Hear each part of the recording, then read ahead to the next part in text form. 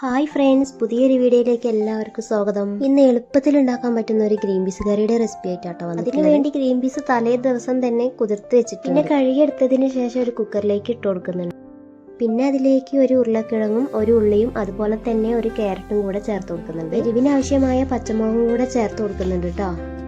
പിന്നെ ചെറിയൊരു കഷ്ണം പട്ടയും ഒരു ഗ്രാമ്പും കൂടെ ചേർത്ത് ആവശ്യത്തിന് ഉപ്പും മഞ്ഞൾപ്പൊടിയും ചേർത്ത് ചെറിയൊരു കപ്പ് വെള്ളാട്ടോ ചേർക്കുന്നത്, കൂടുതലൊന്നും ചേർക്കണ്ട.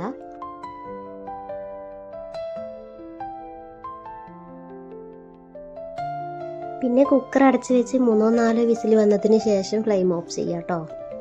പിന്നെ ഒരു ചട്ടിയിലേക്ക് കുറച്ച് വെളിച്ചെണ്ണ ഒഴിച്ചു കൊടുത്തിട്ടുണ്ട്. അത് ചൂടായി വരുമ്പോൾ കടുക് ചേർത്ത് കൊടുക്കുന്നുണ്ട്. പിന്നെ അതിലേക്ക് വറ്റൽമുളകും കരിവേപ്പിലയും ചേർത്ത് 1 ടേബിൾ സ്പൂൺ കുരുമുളക് പൊടി കൂടെ ചേർത്ത് കൊടുക്കുന്നുണ്ട് കേട്ടോ. അപ്പോൾ നമ്മൾ ഗ്രീൻ പീസ് നല്ലപോലെ വെന്ത് വന്നിട്ടുണ്ട്. ഇനി ഇതിലേക്ക് ചേർത്ത് കൊടുക്കാം. രാവിലെ നേരം പെട്ടെന്ന് ഉണ്ടാക്കാൻ പറ്റുന്ന ഒരു കറിയാണ് കേട്ടോ. അപ്പോൾ എല്ലാവരും ട്രൈ ചെയ്ത് നോക്കണേ.